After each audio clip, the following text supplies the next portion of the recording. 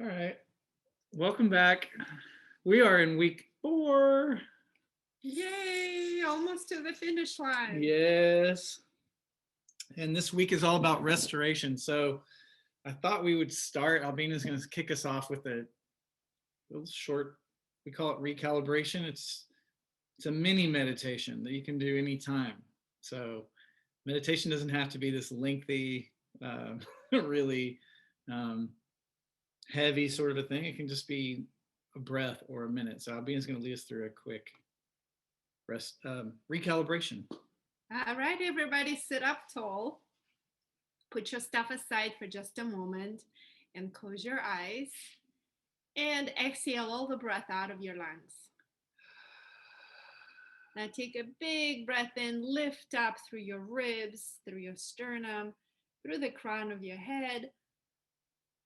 Exhale, relax your shoulders. Take a big breath in and now feel the bottom of your pelvis, the part of your body that is touching the chair right now. So breathe down into the bottom of your pelvis. Feel for grounding down through your sit bones. This is your root chakra. So when you send your breath, send your awareness to your root chakra, you become centered, grounded, connected.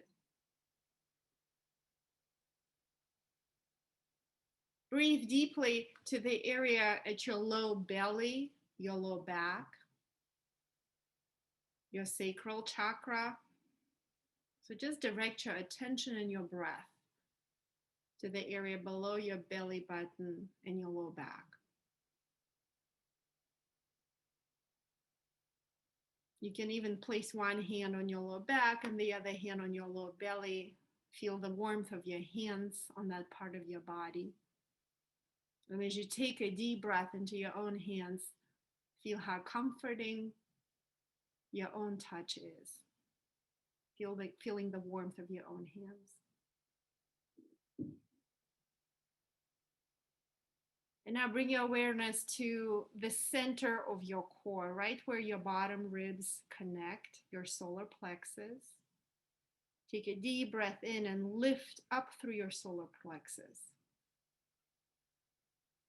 Your third chakra.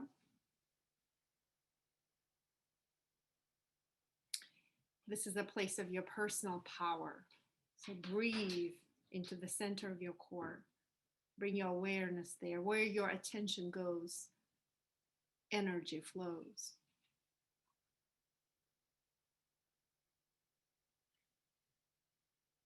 And now bring your awareness, your attention, your breath to your heart.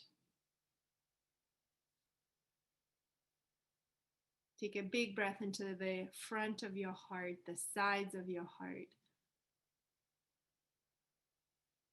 Exhale, feel for relaxing all the areas surrounding your heart.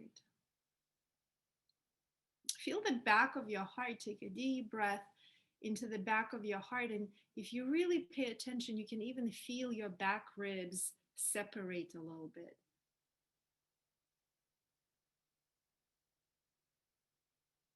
Exhale, relax the back of your heart. Breathe into your throat now. And feel your jaw soften and relax. Feel your neck, your upper trapezius muscles let go. Your throat chakra is a place of truth speaking.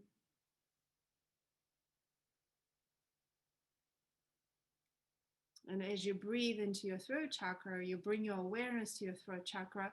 Just know, trust the process. You bring more energy into this area of your body.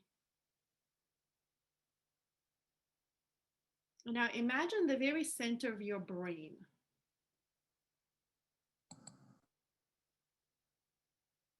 And imagine breathing into the very center of your brain.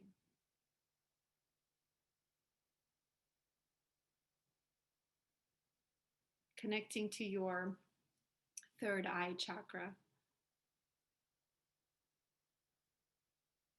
your sixth chakra, the place of insight, intuition. Feel the backs of your eyes soften. Feel your inner ear let go and relax. And feel the top and the back of your brain also soften and relax. And now bring your awareness to the very top of your head. Imagine breathing up into the top of your head, bringing your awareness, your attention to your crown chakra, first chakra, seventh chakra.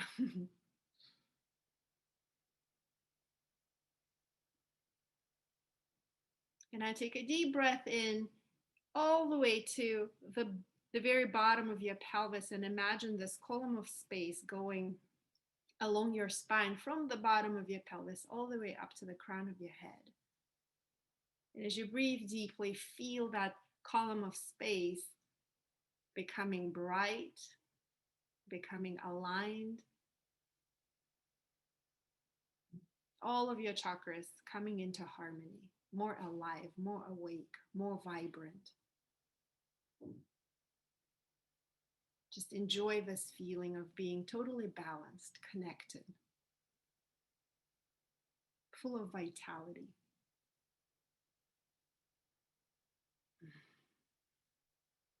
And you can slowly open your eyes. Hello and welcome.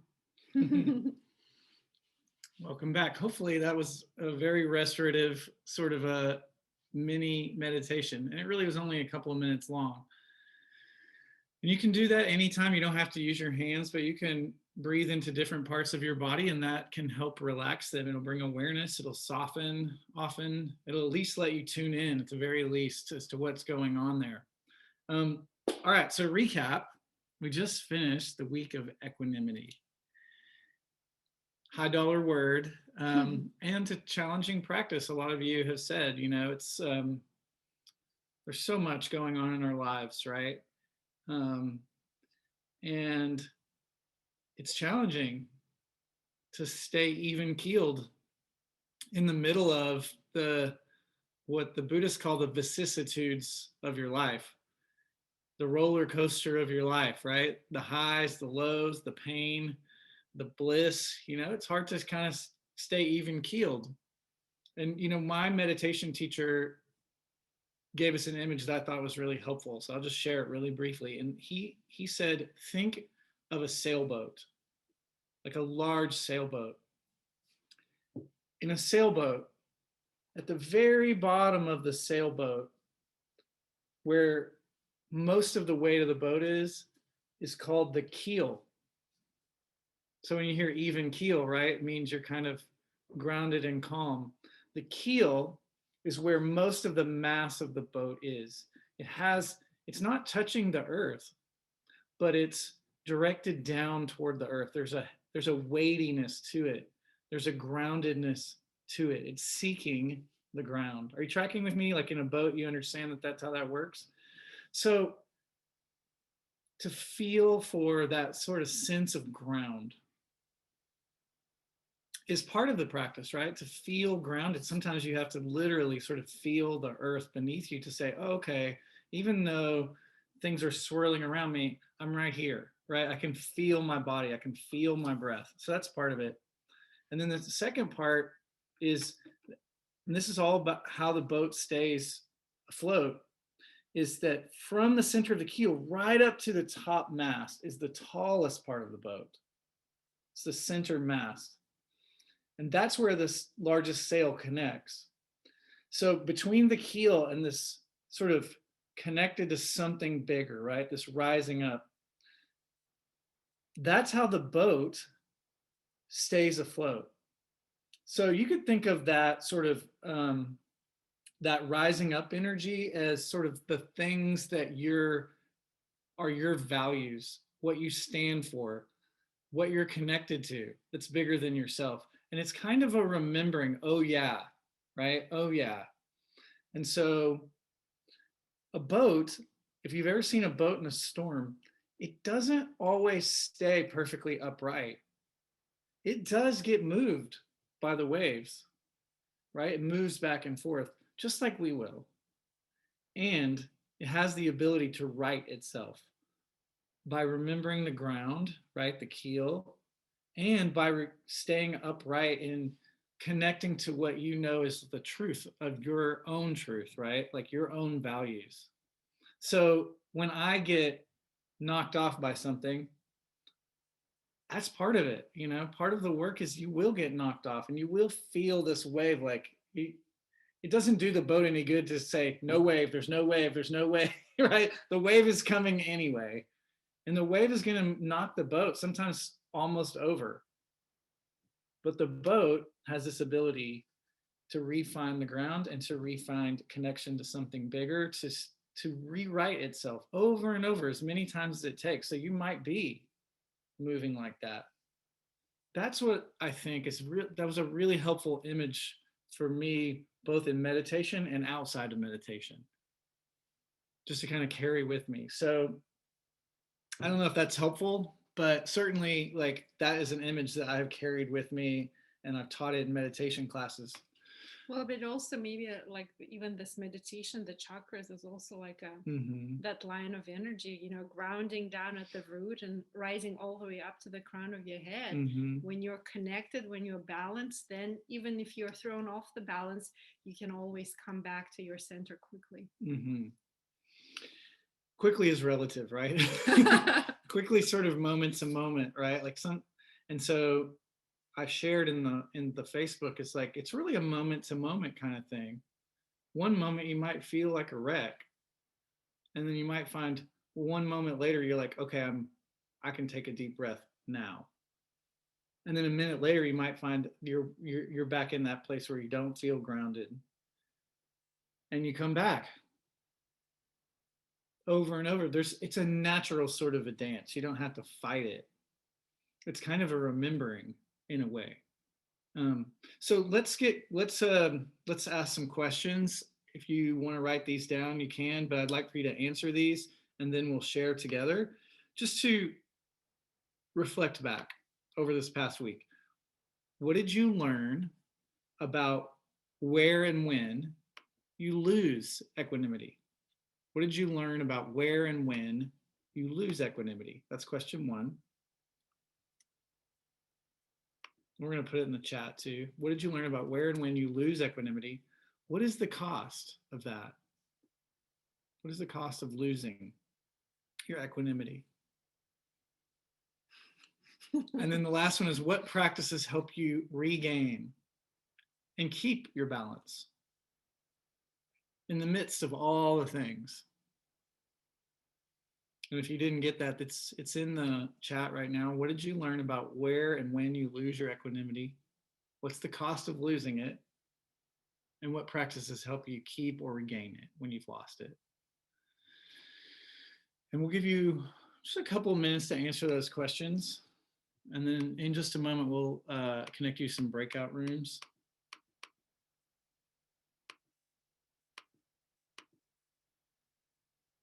And I'll play some fun music for you while you do it.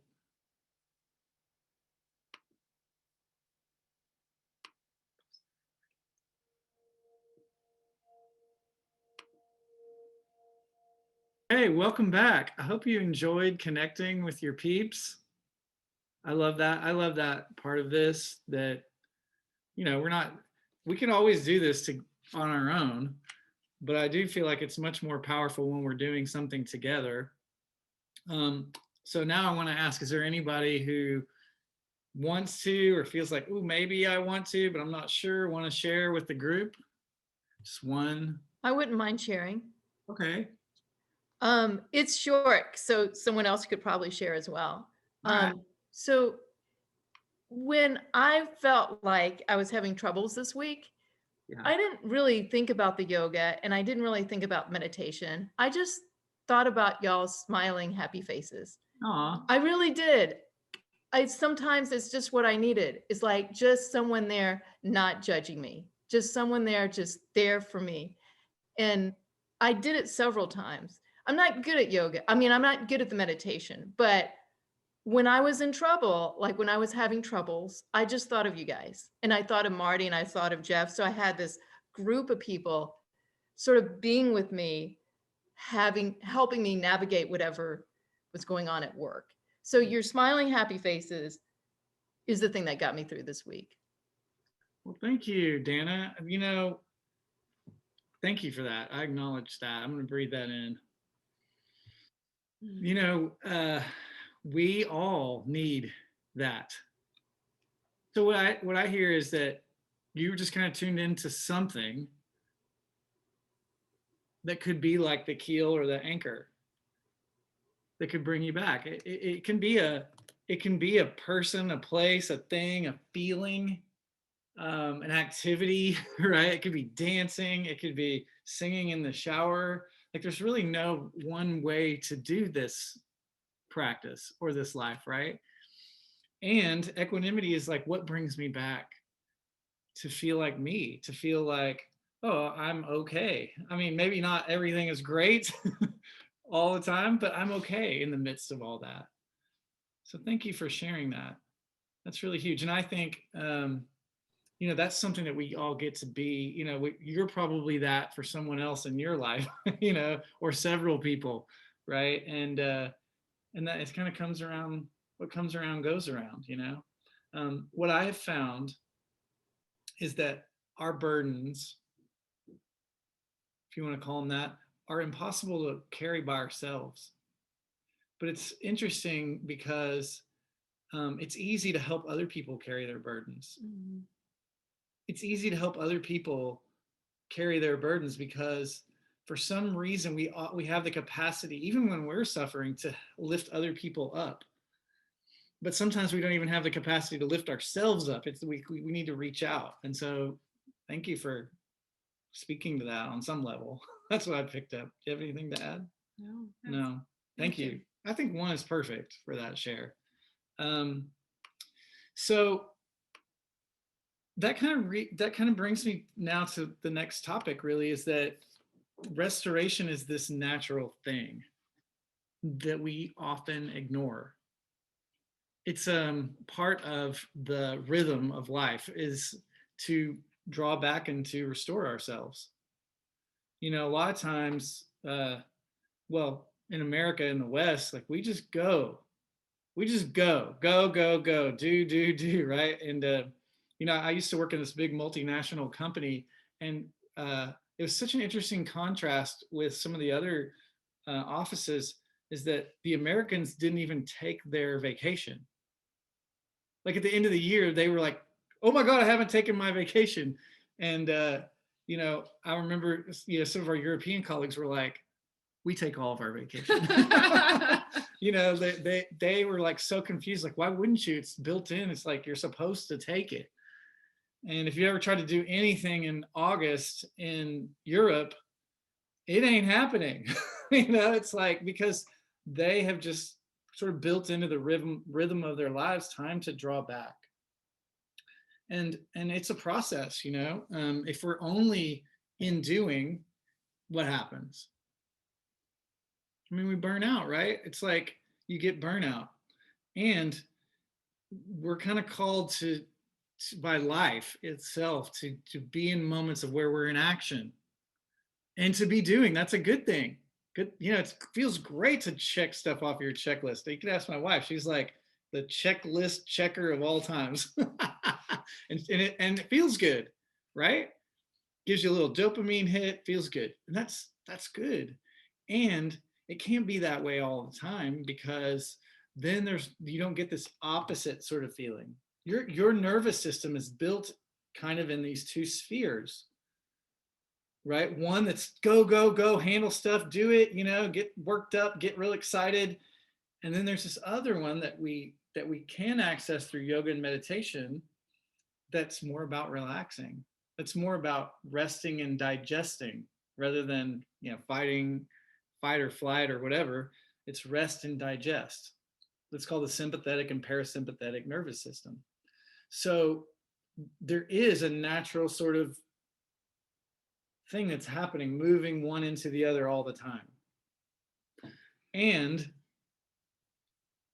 a lot of times we're not tuned into our natural rhythms, right? Because we feel pressure either internally or externally to do more, be more, say more, whatever, make more, whatever that looks like in your life.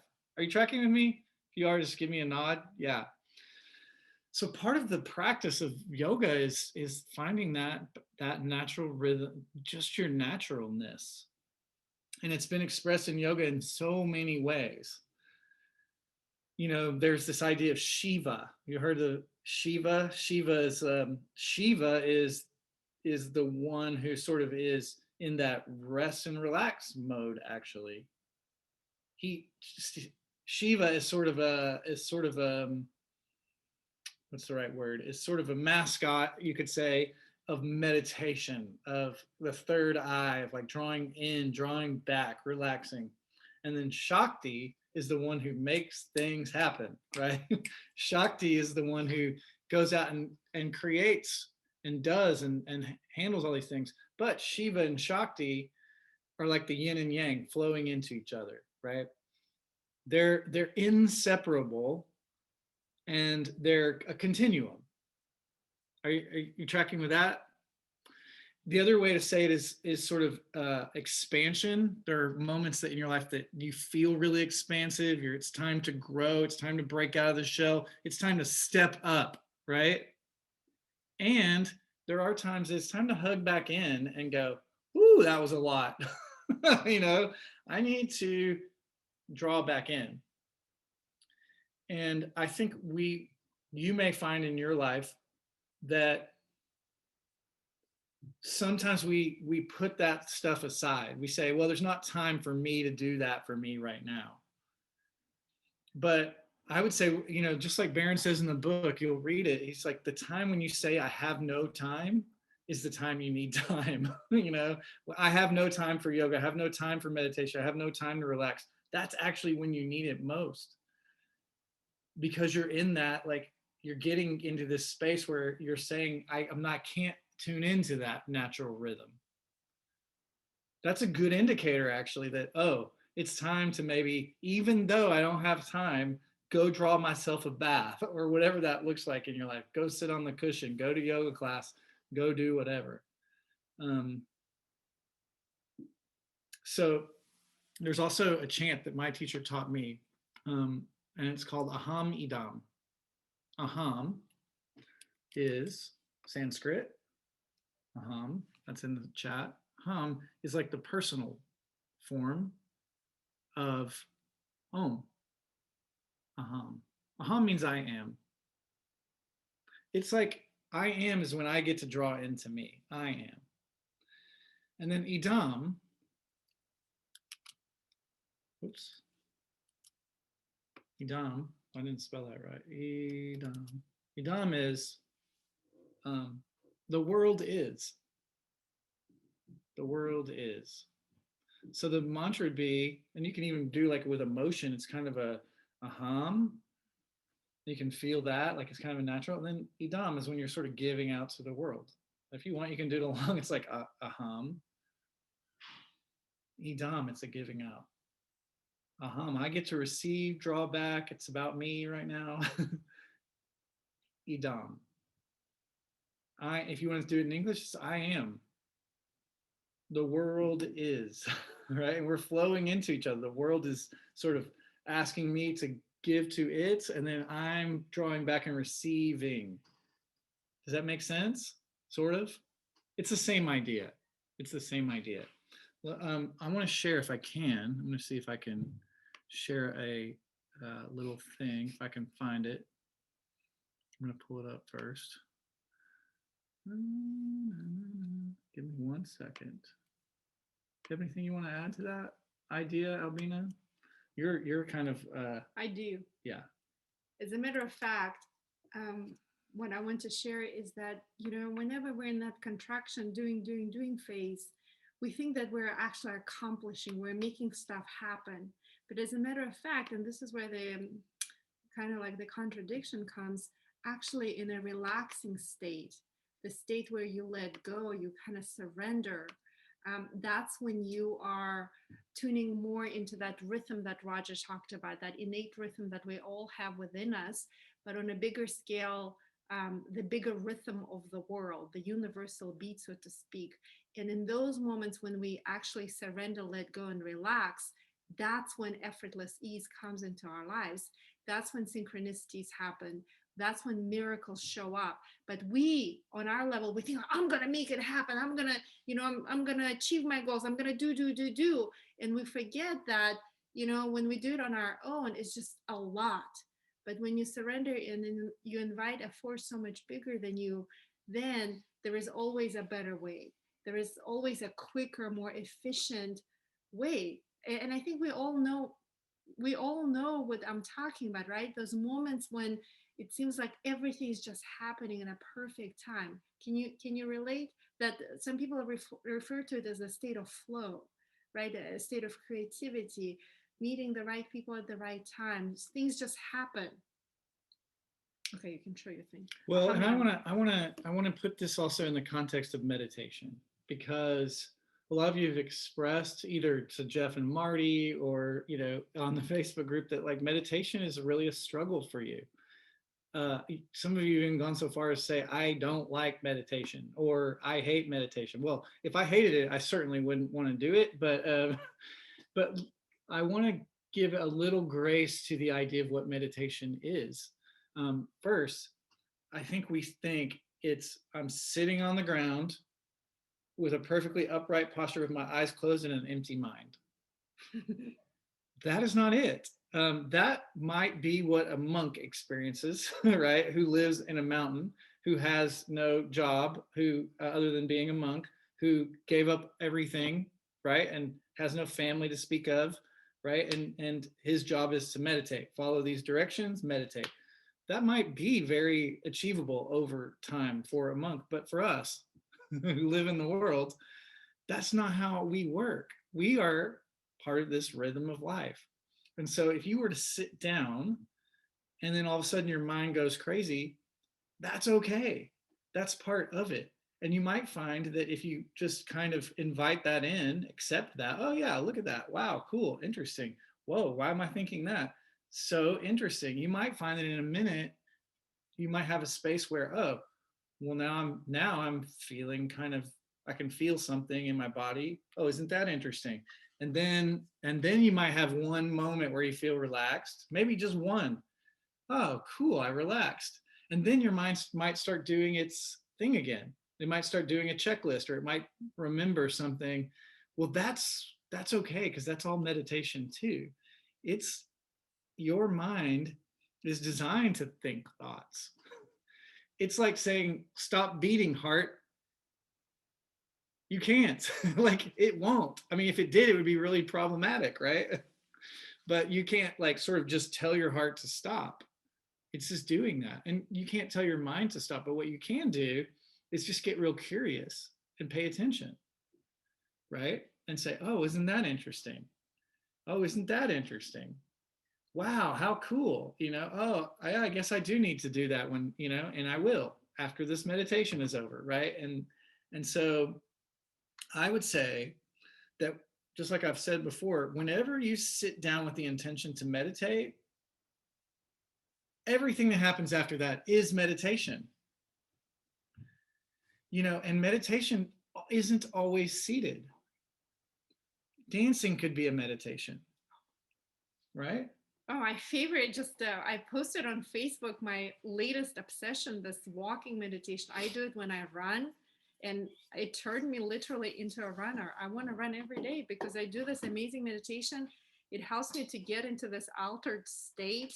It's just, I'm going to send you the link here as well, so you can totally do it running too. So meditation ought to be something that you enjoy. Now, what I'm not saying is you should enjoy sitting there doing nothing. That's not what I'm saying. I'm saying, like, if there's no pleasure in it, then you won't do it, right? If there's no pleasure in it. So why would we ask you to do something? Why would anybody ask you to do something that there's no pleasure in? So what I would say is let pleasure let the natural rhythms of what you're drawn to do anyway be your meditation. So let's say you like to move. You could put on some music and just do this for 10 minutes. And that would be, you know, that could be a good meditation for you. Or, you know, whatever it looks like in your life. I would just invite you to expand what that could look like. Now, there's been some really good stuff that some of the teachers at Pure Yoga have uploaded about Yoga Nidra. Yoga Nidra is so great because you get to lay there like in Shavasana on steroids. It's like super Shavasana. And then, you know, then there's no like attending to your thoughts so much. It's more just lay back and relax. That could be your meditation. So what I want to say is let yourself be tantalized into meditation by the stuff that you already like doing. So I love to like play my harmonium.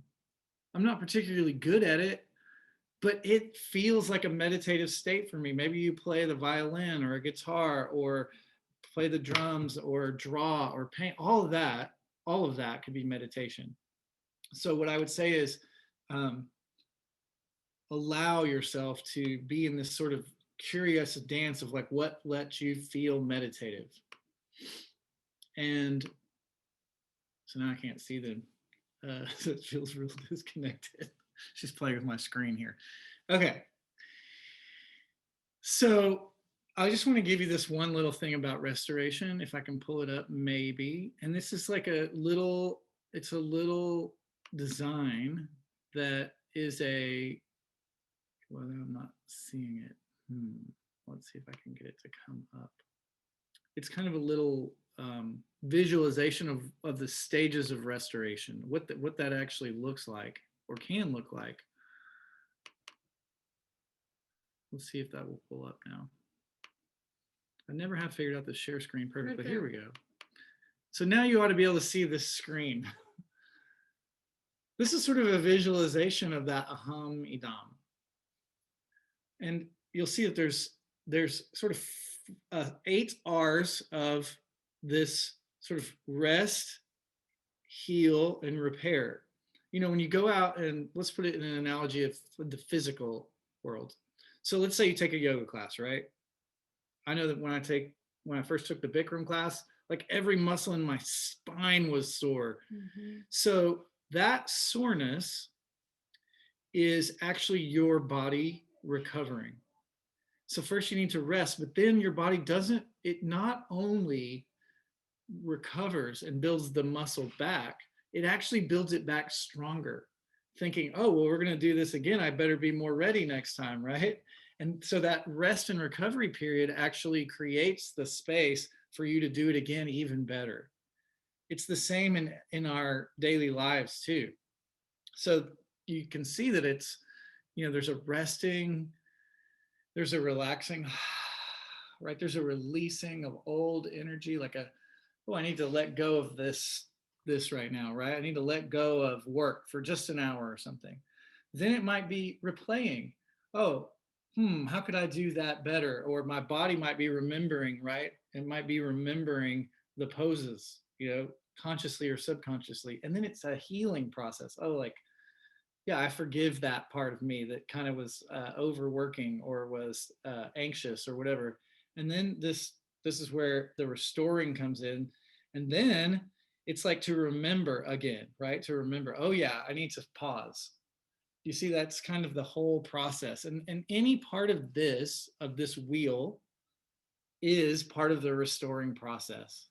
So it's not just one thing, right? It's like all of those things, when you step back a little bit from the doing, can be in any of these phases. So I'm going to post this to the Facebook page. It's not really so important that you know it, but just to see that it's not one thing. It's not like go, go, go, or stop, stop, stop. It could be any of these are also restorative principles. Does that make sense? All right. Okay. Well, we're almost out of time, so I want to just kind of remind everybody what's coming up this week. It's the usual good stuff, right? It's the yoga every day. And if your yoga looks like 1 hour of Shavasana, because that's what your body needs, perfect. That's really deep yoga. Meditation is coming up to 20 minutes. And the invitation is to be in experimentation around what meditation could look like in your life. It doesn't have to be sit and be quiet. And moreover, you can sit in a chair, you can lay on your back, you can have props. I often do meditation in a chair. I do it in my car with the comfy seat, kind of laid back. That works too. So do it in a way that feels supportive rather than a struggle. Can I add something? Mhm. So today, I'll just give you a real life example. This morning, my kids wanted to go to Starbucks, and I gave them my phone so that they can use Starbucks app to pay. So there was like a 10-minute window when I didn't have my phone. Usually I'd start playing on my phone. So then I was like, oh my gosh, what do I do without my phone for the What do I whole do? 10 minutes? And all I did, I was just closed my eyes and I started breathing. And that was my meditation, 10-minute meditation. So it doesn't have to be anything fancy. You can do it while you're waiting in line in the grocery store, something like that. Well, and Albina just uploaded right there. If you want to click the link later or save that link, that's a moving meditation. So you could do it while you're walking around your neighborhood or running, but it's generally meant for movement. Chapter 4, reading. Then this is totally optional. There is a fruit. We like to call it a fruit feast. A fruit feast, and we always do it as a fruit and vegetable thing. So it's not just fruits, it's fruits and vegetables. Optionally, you could pick 3 days out of this week and only eat fruits and vegetables. And you can eat as much as you want of only fruits and vegetables. And what that does is it starts a cleanse process in your body. And that cleanse process is part of sort of restoring and recharging your body, because your body spends a lot of time digesting. And for most of us, it's also digesting stuff that really wasn't even ever made for the human body. If we eat like prepackaged foods and food products and queso and whatever else, right, which I do from time to time, your body needs a break from that from time to time. And so I also acknowledge that that's not going to be for everybody. And so if you feel like that is not something that I want to do or try, it's okay. And if it's something that feels like, oh yeah, maybe my body could, in winter time is actually a pretty good time to do it. My body could use a detoxifying or cleansing out. There's a 3-day optional, we call it a fruit feast. And so you would be eating fresh whole foods that are plant-based for 3 days. And what that will do is it'll clean out your system so that, and it can be a struggle for some of us, right? Because what will happen is if you haven't been eating that way, you'll start detoxifying.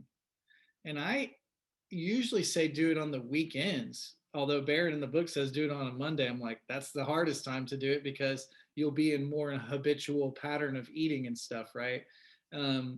Especially if you go to the office and things like that. But that's an option.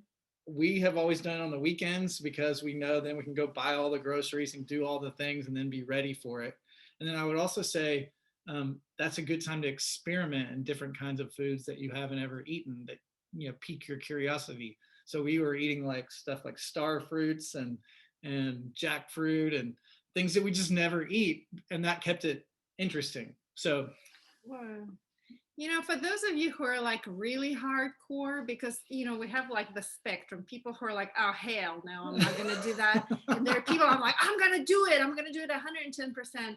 Also on Facebook, I'm going to upload instructions for a 3-day cleanse. If you really want to do it like super intense cleanse, that's also fruits and vegetables. I just did it a couple of weeks ago. It was not easy, but I felt really amazing afterwards. So I'll also post it on Facebook as well. Yeah. And then, you know, if you feel inspired or courageous enough, share on Facebook. We love to hear how it's going. And then the last thing I want to do is invite you. Some of you may have seen it in your email, but Jeff and Marty are on too. We want to all invite you. We are leading a yoga teacher training at Pure Yoga or in collaboration with Pure Yoga that starts this spring. And you probably already got a link to it in your email, but Albina's putting it here. The invitation here is just to keep going with your revolution. You know, that's the deepest work we do is in our 200 hours. And Jeff and Marty have done it along with some other teachers from Pure Yoga. They could speak to it. We're going to have a Q&A for those of you who are curious. When does it start? The training starts on March 26th. It's on the weekends via Zoom, and we'll have a Q&A session on March 4th, which is a Thursday at 6 p.m. It's all in your email, that it should be in your inbox now. Have a wonderful week, and remember that doing is half of the equation. The other half is allowing, and that's the restorative part. So have a wonderful week. We'll put on a little music. We'll do the outro, but otherwise, enjoy the rest of your Sunday. Happy Valentine's Day. Thank you for joining us. Namaste. Namaste. Bye.